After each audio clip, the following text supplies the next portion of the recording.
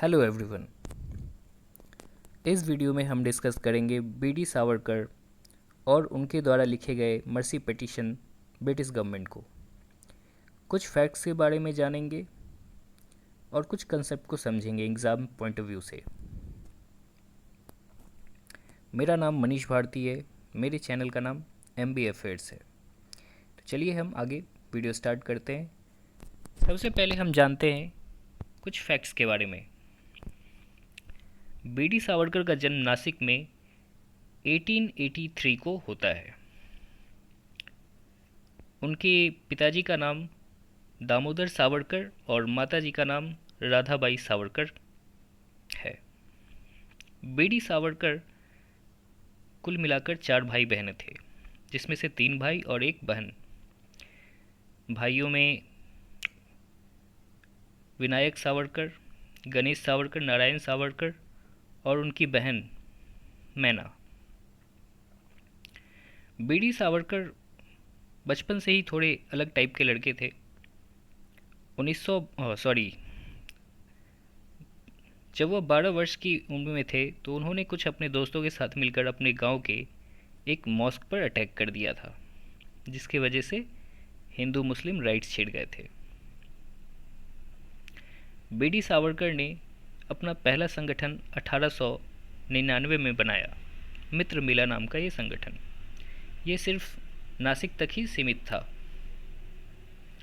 इसके बाद 1904 में जब वो फर्ग्यूसन कॉलेज पुणे में पढ़ा करते थे, तब उन्होंने इस संगठन को दूसरा नाम दे दिया अभिनव भारत। और ये संगठन भारत के लगभग हर जगह पहुंच चुका था भारत में। और इस संगठन का जो मोटिव था वो था हिंसक कार्रवाई करना। इस संगठन ने कई मर्डर भी किए, कई लोगों को असैसिनेट किया गया इसमें, जिसमें से एक नासिक का जज और एक ब्रिटिश ऑफिसर शामिल थे। इसके लिए तो दोनों भाइयों को, बीडी सावरकर और गणेश सावरकर, दोनों को अरेस्ट भी किया गया था। खैर, बाद में आगे हम देखते हैं। 1906 में बीडी सावरकर लंदन चले जाते हैं लॉ करने के लिए। वहाँ पर जाकर इंडिया हाउस के वो सदस्य बन जाते हैं। लेकिन इधर इंडिया में उनके खिलाफ अरेस्ट वारंट निकल चुका था। उनके भाई को अरेस्ट कर लिया गया था, गणेश सावरकर को। और जब ब्रिटिश पुलिस विनायक सावरकर को अरेस्ट करने जाती है तो वो चुपके से लंदन से पेरिस भाग जाते हैं मैडम कामा के पास। लेकिन वहाँ पर फ्रांस की पुलिस उन्हें अरेस्ट कर लेती है और उन्हें 1911 में इंडिया भेज दिया जाता है ब्रिटिश पुलिस के पास।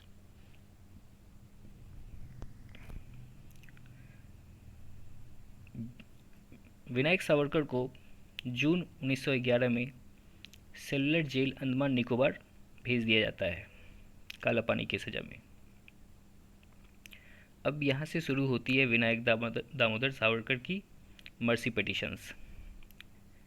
वीडी सावरकर कुल मिलाकर 4 मर्सी पिटीशंस ब्रिटिश गवर्नमेंट को लिखते हैं।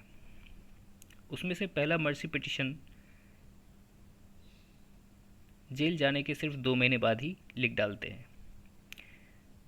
अगस्त 1911 में। पहले मर्सी पिटीशंस को ब्रिटिशर्स रिजेक्ट कर देते हैं तुरंत। इसके बाद उन्होंने नवंबर 1913 में दूसरा मर्सी पिटीशन लिखा। गवर्नर जनरल काउंसिल में इसे भेजा गया, जिसमें उन्होंने अपने आप को पश्चाताप करने वाला बेटा बताया है। वो अपने आप को ब्रिटिश गवर्नमेंट का उस वक्त बेटा बता रहे थे, लॉयल बता रहे थे एक तरह से, और जो अब वापस घर लौटना चाहता है। इसके बाद इस पिटीशन को भी रिजेक्ट कर दिया जाता है। थर्ड मर्सी पिटीशन 1917 में वो भेजते हैं और इसमें वो ब्रिटिश गवर्नमेंट को बताते हैं कि उनके जेल में रहने से ब्रिटिशर्स को कोई फ़ायदा नहीं होगा। हाँ, लेकिन अगर वो बाहर आ जाए जेल से तो ब्रिटिश गवर्नमेंट को कई तरह के फ़ायदे हो सकते हैं, जैसे कि जो भी वॉयलेंट काम करने वाले लोग हैं उन्हें रोका जा सकता है, उन्हें दूसरी तरफ मोड़ा जा सकता है, पॉलिटिकल गेम किया जा सकता है। जैसे कि हम समझ सकते हैं कि सावरकर जब जेल से बाहर आ जाते हैं तो वो अपने आप को एक हिंदुत्व आइडियोलॉजी के तरफ कुछ ज़्यादा ही शो करते हैं। खैर, इस पिटीशन को भी खारिज कर दिया जाता है और चौथा मर्सी पिटीशन मार्च 1920 को किया जाता है, जिसे ब्रिटिश गवर्नमेंट खारिज कर देती है।